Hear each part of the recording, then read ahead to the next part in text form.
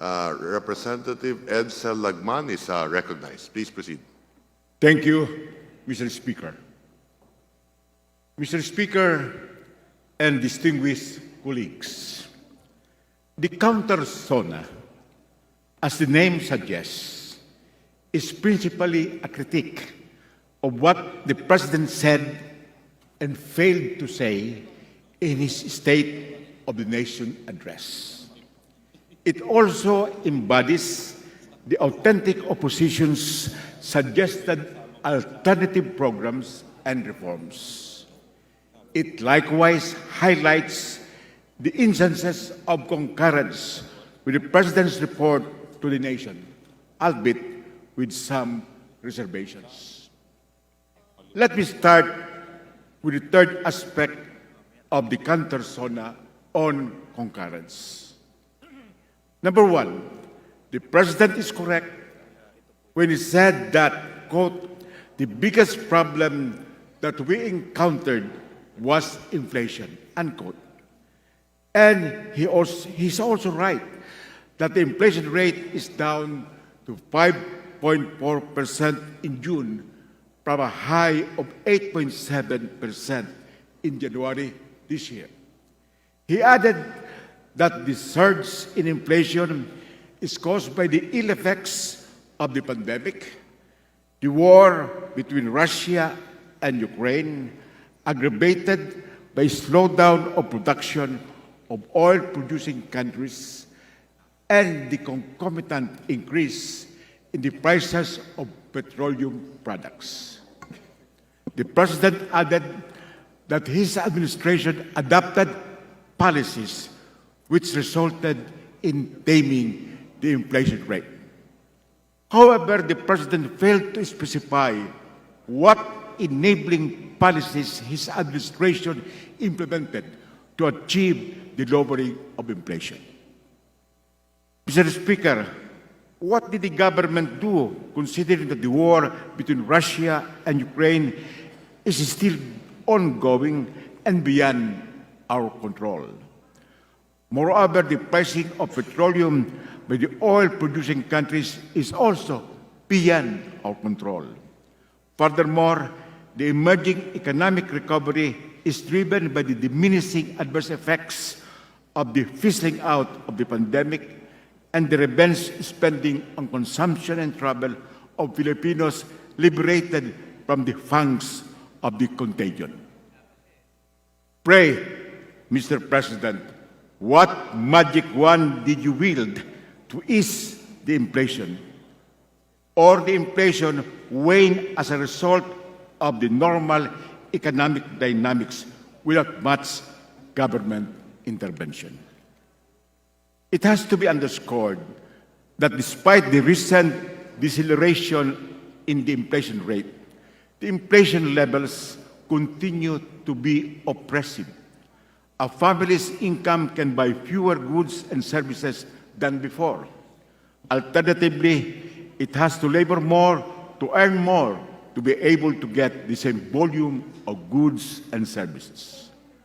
Filipinos can only hope for the more bearable 2.4% inflation rate in the pre-pandemic 2019. Number two, we also agree with the President's statement that the campaign against illegal drugs continues, but it has taken on a new phase. It is now geared towards community-based treatment, rehabilitation, education, and reintegration. But what is worrisome is that hundreds were killed in the drug campaign during the President's first year. The DAHAS project of the UP Third World Studies Center monitored at least 342 drug-related killings from July 1, 2022 to June 20, 2023, including 115 killed during anti-illegal drugs operations by state agents. This number increases to 146 to include those killed by government forces to have been linked to illegal drugs. Number three, We commend the President for his strong words against smugglers of agricultural products. He failed, however, to mention the staggering magnitude of the smuggling problem. Brave words are not enough. Swift and resolute actions are imperative. We also laud the enactment of the Agrarian Emancipation Act, which condones 57 billion worth of loans of agrarian reform beneficiaries. However, what the President most probably does not know is the more progressive House version was watered down in the bicameral conference. Number 5, let us give credit where credit is due. The administration has indeed admirably succeeded in keeping the unemployment rate below 5% in each of the first 5 months of 2023 compared to the higher than 5% in each of the first 5 months in 2022. Moreover, the 2023 monthly unemployment rate has steadily slid from 4.8% in January to 4.3% in May. However, the adequacy of the income of those employed may have to be examined and the underemployment rate reduced. The administration should also look into the noticeable drops in employment in wholesale and retail trade, construction, and manufacturing. While the employment rate has gone down, the President has failed to disclose his agenda for the protection of labor in terms of abolishing contractualization, enhancing security of tenure, strengthening unionism, and approximating the living wage mandated by the Constitution.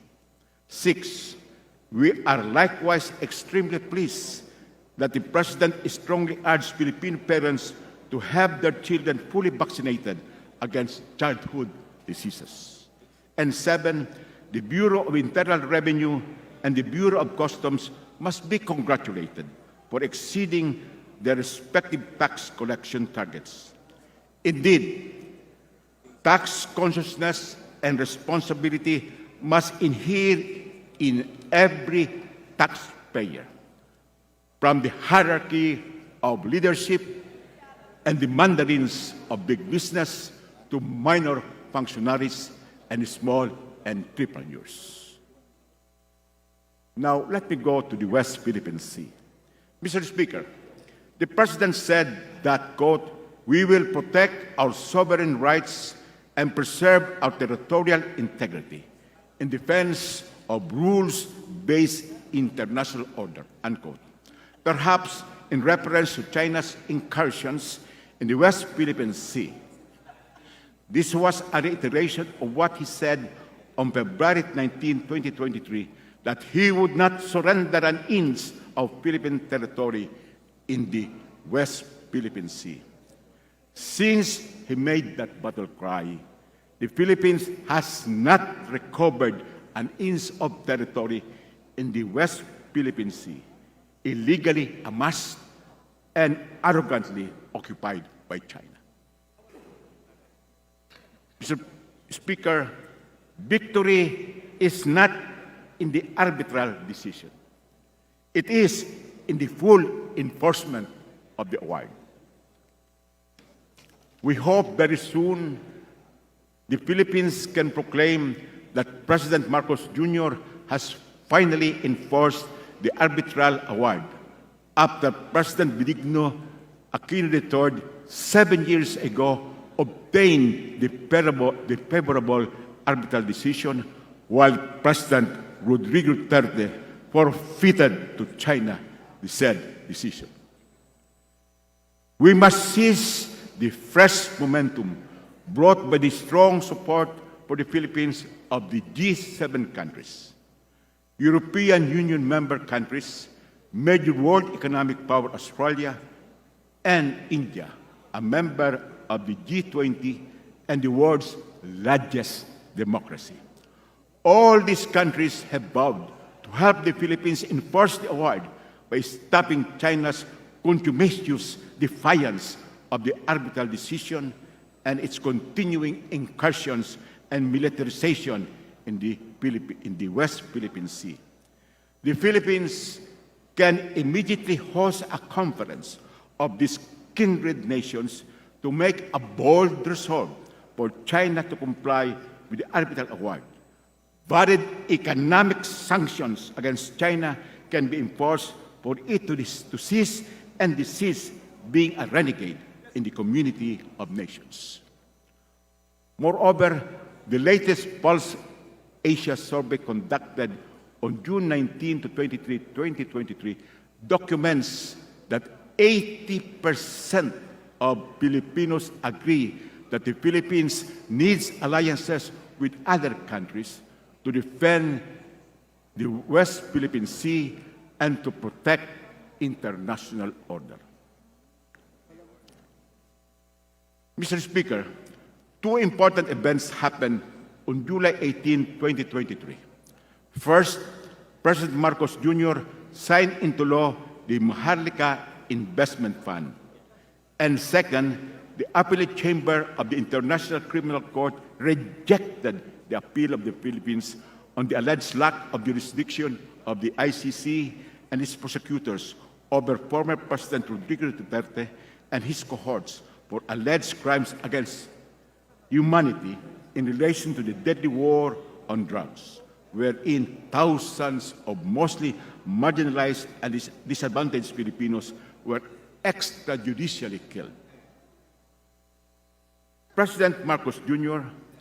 approved the MIF despite the credible and learned opposition of experts and economists, who repeatedly pointed out that the measure is ill-timed and lacks fiscal wisdom, considering that major negative economic indicators presently panel the economy.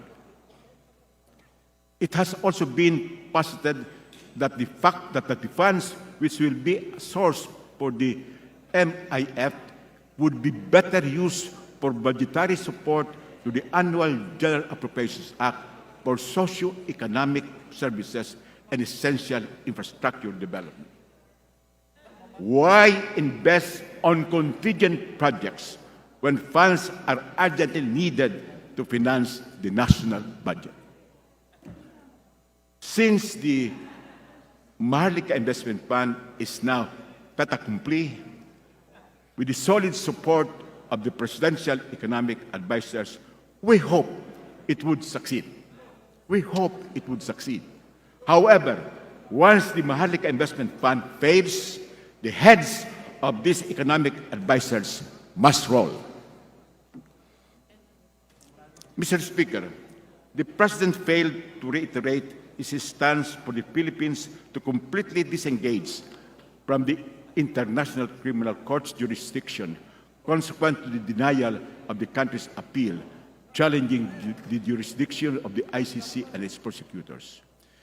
It must also be underscored that the issue of complementarity, where the ICC recognizes the functioning of a country's criminal justice system, does not obtain in the Philippines because the principal suspect, former President Duterte, and his major correspondents have not been prosecuted and brought before the appropriate Philippine courts and remain scot-free.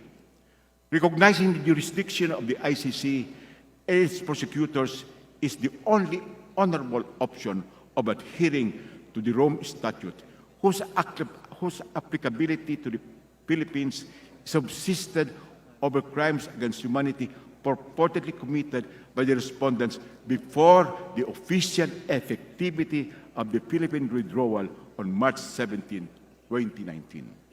No less than the Supreme Court, in the case of Pangilinan versus Cayetano et al., confirmed the jurisdiction of the ICC and its prosecutors over crimes against humanity allegedly committed by Duterte and his cohorts between November 1, 2011, when the Rome Statute entered into force in the Philippines, and March 17, 2019, the effectivity of the Philippines withdrawal. Mr. Speaker, once a party, like a country, files an appeal, it barely submits to the jurisdiction of the appellate forum. It is bound to accept the decision on appeal, whether favorable or adverse. It is stopped from rejecting a denial of its appeal. Otherwise, it makes a mockery of the appellate process and becomes a rebel against the international order. Let me now go to the economy. Mr. Speaker, the SONA is supposed to be truth-telling with a pardonable degree of embellishment to paint a future of hope and a recital of accomplishments, either actual or perceived. But devoid of embellishments, the Philippine economy is still skewed against the impoverished multitude. The face of the economic progress must be the human image of the uplifted poor, not the logo of the peso or dollar for the dominant elite. For policymakers like members of the Congress, knowing and understanding the real score is indispensable in legislating responsive and responsible policies. What then is the real score? Central to economic recovery and development is the attainment of sustainable human development. Economic growth must be people-oriented, particularly for the marginalized and disadvantaged. We are distant from this goal when juxtaposed with relevant indicators.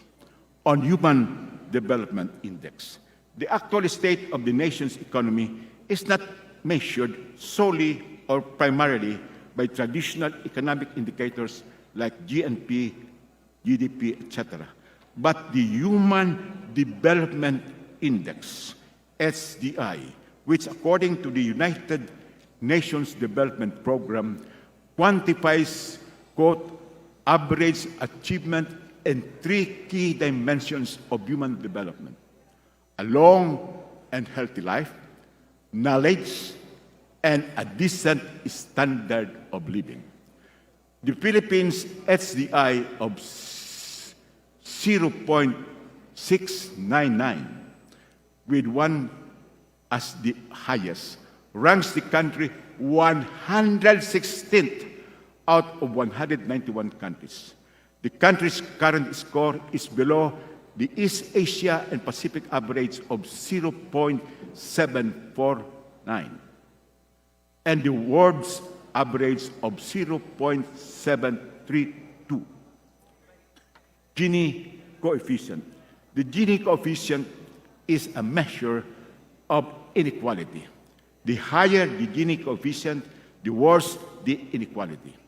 At 40.7 in 2021, the Philippines has the third worst inequality in Asia and the Pacific, below Indonesia, Vietnam, Thailand, which have better Gini coefficients at 37.9, 36.8, and 35.1, respectively.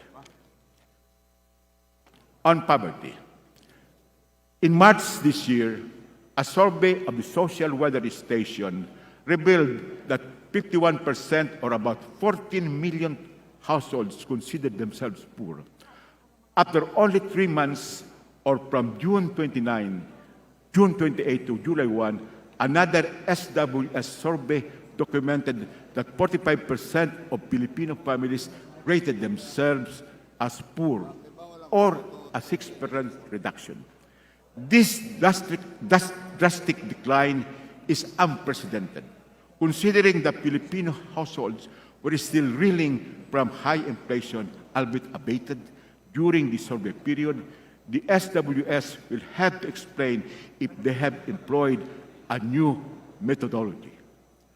Nonetheless, 45% of Filipino families, or 12.5 million households, which translate to 62.5 million Filipinos computed at a family of 5, is nothing to be proud of. It is still at the higher level, with an additional 30% of Filipinos considering themselves border poor, while only 22% said that they were not poor. Even the president did not claim this extraordinary reduction as a success of his administration. Debt stock. The country's debt is stuck at 12.79 trillion in June 2022, just before the start of the current administration. At the end of May 2023, or after 11 months, the debt stock increased by 1.31 trillion to 14.1 trillion. Administration economists always advise us against getting alarmed by the size of the national debt. They invariably point to the current 61% debt to GDP ratio, which is negligibly higher than the 60% international standard. Filipinos will nevertheless feel more comfortable with the debt to GDP ratio brought down to the pre-pandemic level of 39.6 in 2019. There is also a need for a congressional inquiry to investigate and validate the utilization of international and domestic debts the Philippines incurred during the Duterte and the present administrations. Debt service. More burdensome than the size of the debt stock is debt servicing, which is composed of principal amortization, which are automatically appropriated and much larger, and interest payments, which are budgeted in the GAA. This year's total debt service is 1,601,954,000 pesos, higher than the last year's 1,297,791,000 pesos. Debt service is expected to balloon further in 2024, eating funds for socioeconomic services and infrastructure development. Economic growth. In terms of real GDP, the economy grew by 6.4% in the first quarter of 2023. This is respectable. But as this administration itself notes, this is the lowest growth rate in the last 8 quarters. Net inflows of foreign direct investments, FDI, dropped by 14.1% in April, as investors remain concerned over an economic slowdown and elevated inflation, the Bangko Sentral ng Pilipinas said. Data released by the BSP showed FDI net inflows declined to 876 million in April from 1.02 billion in the same month in 2022. The much ballyhooed foreign investment commitments amounting to $3.9 trillion or $71 billion purportedly secured during the President's travels have yet to materialize. Human rights. Mr. Speaker, the President utterly failed to mention the dismal state of human rights in the country, despite the government's protestation that it adheres to the protection and promotion of human rights. The Human Rights Watch Deputy Director for Asia, Ronnie Lau, said, and I quote, President Marcos needs to do more than issue statements about democracy and the rule of law to demonstrate a genuine commitment to human rights. Without concrete action to break all patterns of abuses and secure accountability for past crimes, his words have little credibility. There is indeed a gaping chasm between the President's words and his actions. Even worse than the President's apathy to the current victims of human rights violation is his outright refusal to acknowledge that such violations were rampantly committed during his father's regime.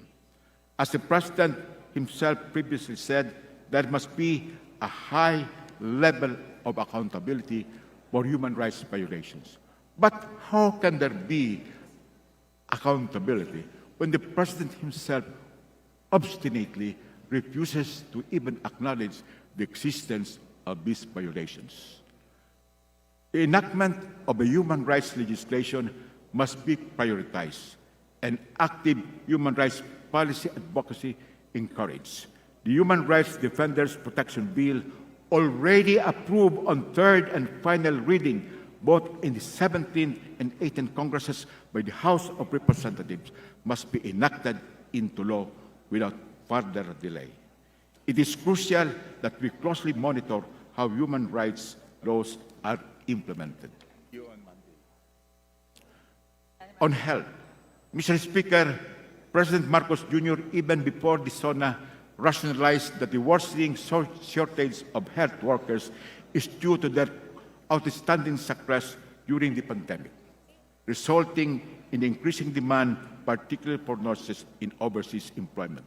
Unfortunately, this success is eroded by the country's failure, both in the public and private sectors, to adequately compensate and extend benefits to our health workers to prevent their exodus to foreign employment.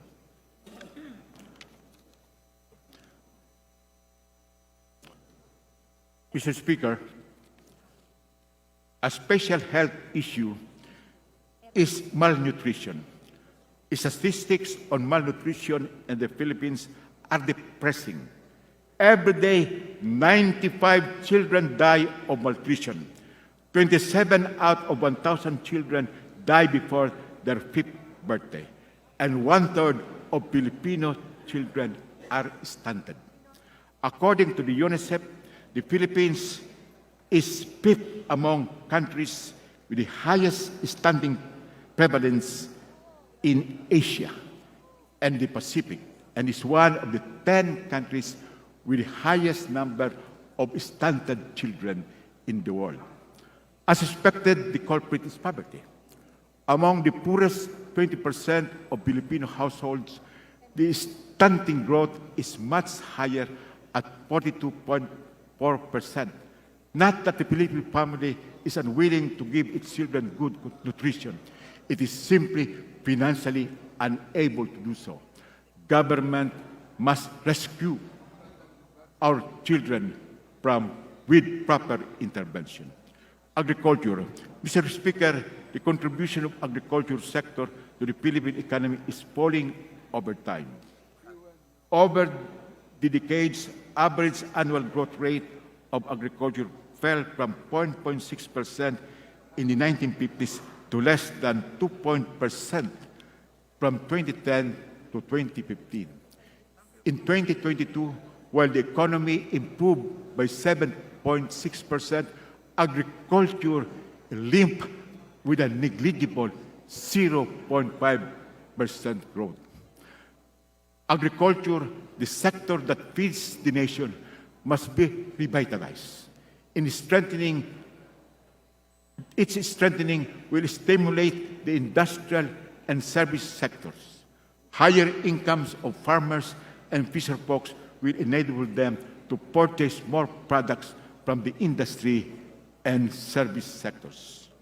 To boost agricultural growth, more farm-to-market roads must be constructed. More post-harvest facilities must be provided to avoid wastages. Farmers and fisher folks must be empowered to access cheap credit. Agricultural insurance must be made available to them. Research and extension services should be maximized. And finally, construction and repair of irrigation systems must be intensified. Some of these were also proposed by the President.